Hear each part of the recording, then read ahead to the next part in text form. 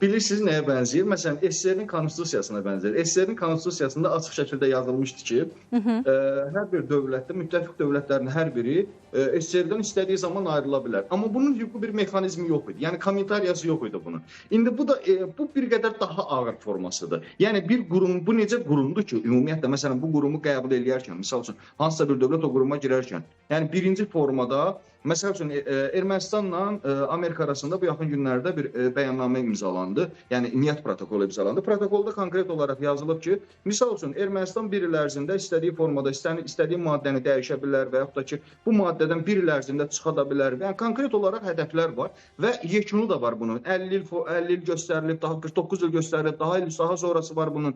Amma bu necə bir, yəni oraya daxil olan dövlətlər, misal üçün elə biri götürək Ermənistan Paşinyan hökuməti. Yəni necə olur ki, biri soruşmayıb ki, misal üçün bu qurumdan necə çıxacağıq biz? Yəni mexanizm yoxdur faktiki olaraq və özləri də əslində məsəl üçün elə kollektiv təhlükəsizlik müqaviləsi təşkilatı da düzdür, o təşkilata müəyyən zaman dövlətlər giriblər, daxil olublar, çıxıblar. Məsəl üçün adi NATO-nun özünə belə hansısa bir dövlət girə bilər. Çünki Fransa bir dəfə daxil oldu, daha sonra o qurumdan çıxdı. İspaniya məsələn çıxmaqla bağlı. Çünki bir mexanizm var. Amma bu məsələdə ümumiyyətlə mexanizm yoxdur. Məsəl üçün yəni bu nəyə bənzəyir? Sanki elə bil ki, məsələn, hansısa bir ölkə ora daxil oldusa artıq bir öhdəlik götürür və buradan çıxa bilməyəcək. Yəni bu bir qədər hesab edirəm ki, bunun özü hüquqi baxımdan, yəni bu dövlətlərin təkcə ümumiyyətlə o qurumda olan dövlətlərin heç birindən mi bir hüquqşünas olmuyor ki, yəni buradan çıxmaqla bağlı hansısa bir mexanizm olacaq. Lap götürür Rusiyanın özü. İndi Rusiyanın özü təzədən bir mexanizm hazırlamalıdır ki, misal üçün Ermənistan çıxır, bunu necə çıxarda bilərik? Bu hansı müddətdə çıxa bilər? Çıxsa hansı öhdəlikləri var və yaxud da ki, nələri yerinə yetirməlidir? Və niyə məhz orada dekabr vurğulanır? Dekabra qədər hazırlana bilər deyilir. Yəni Ermənistana müəyyən bir vaxt verirlər ki, Ermənistan öz istiqamətini tam seçsin?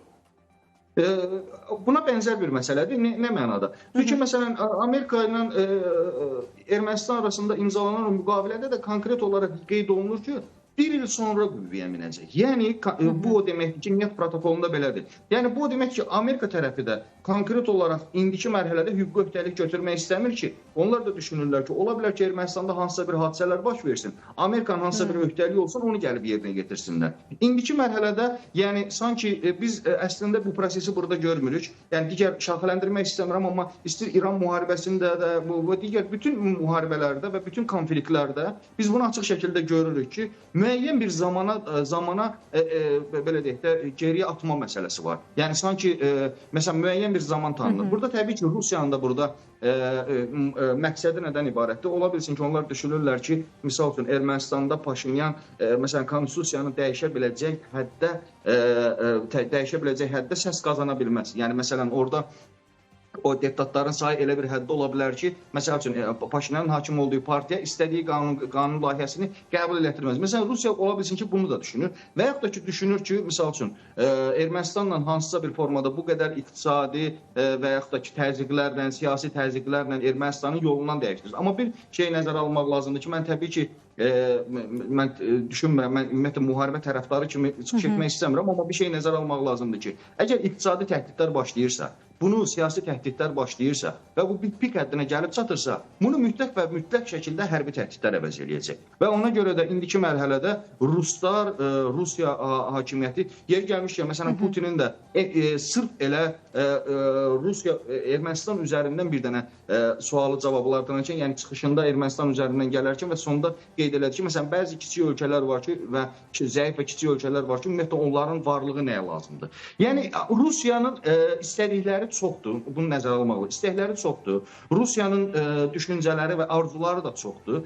Amma real iqtisadi vəziyyət, siyasi güc və hərbi güc buna adekvat deyil. İstəklə, arzularla adekvat deyil. Və ona görə də Ruslar daha çox artıq aqressivləşiblər. Məsələn, Zağarov aqressivləşib, Vaverçuk aqressivləşib, digərləri aqressivləşib. Amma nəticəni əldə edəcək faktiki olaraq güc yoxdur. Düzdür, məsələn, Ermənistanın dəmir yol xətlərinin hamısı Rusiyanın mülküdür.